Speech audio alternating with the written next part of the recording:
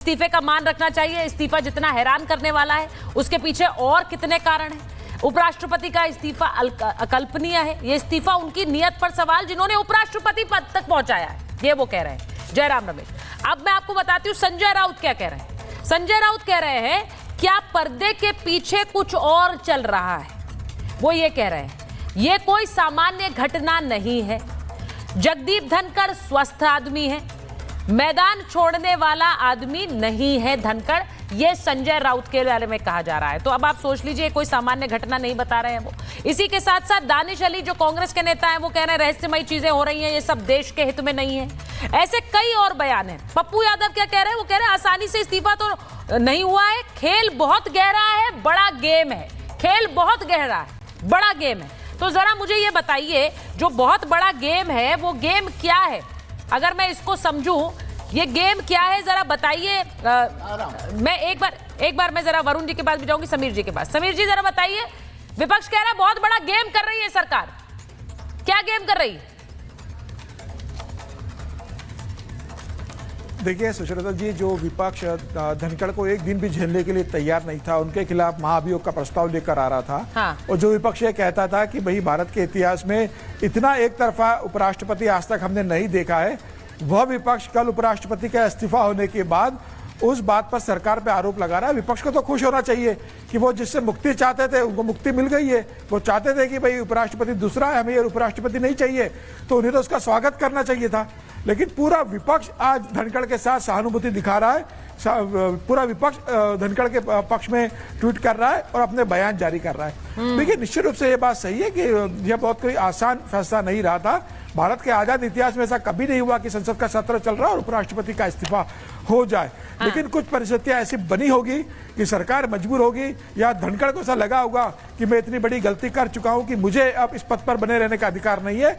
शायद उन्हें आत्मग्लानि इस बात को लेकर हुई होगी, उन्हें लगा होगा कि नहीं मैं अपने जो दायित्व उसे नहीं निभा पा रहा हूं तो मुझे इस्तीफा दे देना चाहिए। और मुझे लगता है उसके बाद उन्होंने इस्तीफा दे दिया। उन्होंने इस्तीफा दिया, राष्ट्रपति ने स्वीकार किया, गृह मंत्रालय ने जारी कर दिया कि उनका इस्तीफा स्वीकार हो गया है। अब नए उपराष्ट्रपति का चुनाव होगा। विपक्ष इस मामले में अपनी राजनीति को देख रहा है। आज विपक्ष पार्लियामेंट का सेशन नहीं चलने दे रहा है। क्यों नहीं चलने दे? अब तो उपराष्ट्रपति है नहीं। अब हरिवंश राय जी ने कुर्सी संभाल ली अभी सत्र के लिए, वो सभापति बन गए। तो आप चर्चा कीजिए ना। तो मुझे लगता है कि ये विपक्ष इस मामले में पूरी तरीके से राजनीति कर रहा है और उसका एक ही एजेंडा है कि 21 जुलाई से शुरू हुआ जो सत्र है 21 अगस्त तक चलेगा। 21 दिन की जो कार्रवाई होने वाली है उसे किसी भी तरीके से बाधित करो। पहलगाम पे जिक्र कर रहे थे, पहलगाम पे सरकार ने 25 घंटे अलॉट कर दिए, 16 घंटे लोकसभा में और 9 घंटे राज्यसभा के अंदर।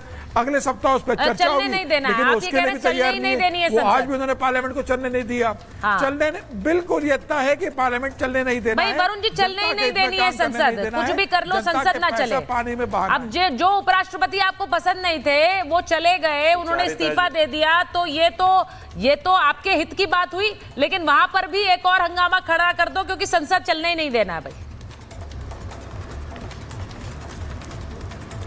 सुचारिता जी, हाँ।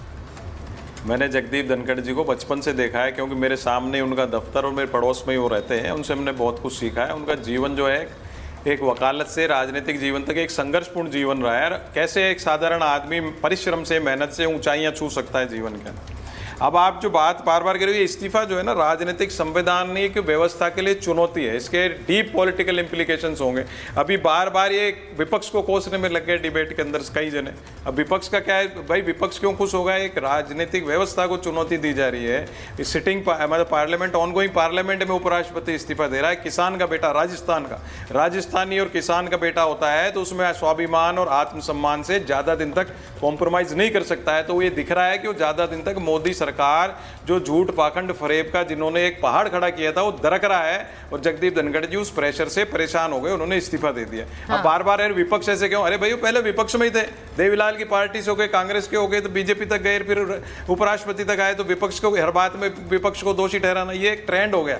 एक मोदी सरकार का एक बहुत बड़ा ट्रेंड, एक नैरेटिव है कि विपक्ष को हर बात में विपक्ष कोई प्रश्न उठाए उसको अज्ञानी मूर्ख बोल दो, जबकि अपड़ कुपड़ों की सरकार है, इनको ब्रिलियंट लोग पसंद नहीं है। कोई नहीं बोल रहा है वरुण जी, अज्ञानी कोई नहीं बोल रहा है, लेकिन सवाल तो उठेंगे क्योंकि आप इन्हीं पर। मुझे ये बताइए कौन सा उपराष्ट्रपति है जिसके खिलाफ आप महाभियोग लाए? कौन सा उपराष्ट्रपति है? कौन क्यों लाएगा और उसके पीछे कारण क्या बताए? जो संसद की कांग्रेस ने क्या कारण बताया था महाभियोग के लिए? यही बताया कि इनकी निष्पक्षता पर सवाल है, ये एक सरकार के प्रवक्ता की तरह काम करते हैं, यही तो बताया था। नहीं, अगर संसद में अगर महाभियोग की बात करी, उनके खिलाफ की बात करी, तो क्या कोई संवैधानिक व्यवस्था को मोदी सरकार चोट पहुंचाए तो विपक्ष बोले नहीं, बात ही नहीं करे। अगर उनका किसी का क्रिटिसिज्म करते हैं, इसका सीधा मतलब क्या होता है? मैं यही कह रही हूँ, नहीं आपने संवैधानिक प्रक्रिया के तहत आप महाभियोग लाए थे, लेकिन मतलब क्या है? आप उन्हें उस कुर्सी पर नहीं देखना चाहते थे, इसीलिए तो लाए थे। वो कुर्सी से हट गए, अब बड़ा दुख हो रहा है। अब उन्होंने इस्तीफा दे दिया। नहीं, हट नहीं गए, हटाया गया है, हट नहीं गए। अच्छा, तो हटाए गए हैं इसलिए दुख है। तो वो पहले से बीमार होते अपने, नहीं हटाए गए, दुख नहीं है भाई, किसी को दुख नहीं है। गलत इंटरप्रिटेशन हो रहा है बात का। हटाए गए हैं तो निशाना नरेंद्र मोदी और उनकी सरकार है। हटाया गया है, नहीं किस आधार पे? मोदी जी की जो सरकार है ना, उनको तो थाली कटोरे बजाने वाले, प्याज नहीं खाने वाले, पकौड़े चाय पकौड़े के ठेले वाले ये पसंद है उनको। मैं कह रहा हूँ ना, अपर कोटों की सरकार है, विद्वान आदमी पसंद नहीं है। आपने पूरा 11 साल का एनालिसिस कर लो। आप लगातार साजिश बात में विपक्ष को कोसना, उनको हटाने, अगर इस्तीफा दिया है पर्दे के पीछे से भी और पर्दे के सामने से भी, आप तो विपक्ष को कोसोगे, आपको तो विपक्ष को कोसना है, कुछ नहीं करना। आप एनालिसिस नहीं कर रहे हो, आप विपक्ष को कोस रहे हो। इस बात के लिए कोस रहे हो विपक्ष को। अगर उपराष्ट्रपति संसद चलती हुई इस्तीफा दे रहा है तो वो कोई संवैधानिक प्रश्न नहीं है, राजनीतिक व्यवस्था पे चोट नहीं है, चुनौती नहीं है। थक गए वो साहब। आप भाई क्या फेल हो गया संघर्ष? आपको तो खाली हर वक्त आरोप नहीं तो आपने बताइए उनके किस एक पर आपको लग रहा है वो थक गए इसलिए गए? विपक्ष के कारण नहीं, अजय जी एक सेकंड, वो थक गए इसलिए गए क्या? थक नहीं गए, आपके साजिश के तहत। नहीं अजय जी कल तक क्या उन्हें देख के लग रहा था वो थक गए? नहीं कर सकते। मैं एक चीज सुनिए, मैं एक चीज बताना चाह रही हूँ, जरा मैं ये बताना चाह रही हूँ कि इस्तीफे पर सवाल उठे ही क्यों हैं, ये जरा चलाइए चेतन। इस्तीफे पर सवाल क्यों उठे? और वो इसलिए उठे हैं क्योंकि मॉनसून सत्र के पहले दिन वो उपस्थित रहे और ऐसा कोई संकेत नहीं मिला कि वो नहीं रहने वाले हैं आगे सत्र में। अंतिम भाषण में उन्होंने ऐसा कुछ नहीं कहा जिससे लगे कि वो अगले दिन नहीं होंगे। महाभियोग के लिए वो प्रयासरत भी है, जस्टिस वर्मा के महाभियोग के लिए वो पूरी तरह से कोशिश में लगे थे। आज वो जयपुर जाने की योजना में थे बतौर वाइस प्रेसिडेंट। आज बिजनेस एडवाइजरी कमेटी बैठक की भी योजना थी, यानी कि वो भी आज होनी थी। कल अंतिम बैठक में कोई उल्लेख नहीं किया कि वो नहीं रहेंगे अगले दिन। आज भी बतौर वाइस प्रेसिडेंट कई लोगों से मिलने का कार्यक्रम था, यानी उन्होंने अपॉइंटमेंट्स दे रखे थे, ये भी बड़ी बात है। और स्वास्थ्य संबंधी कोई समस्या नहीं थी। इसका मतलब क्या है? इसका मतलब है कि इस्तीफे पर सवाल उठ रहे हैं अजय जी। अब आप कह रहे हैं कि कोई मतलब नहीं है इस्तीफे पर सवाल उठाने का, इसका क्या मतलब है? जो मैंने आपको बातें बताई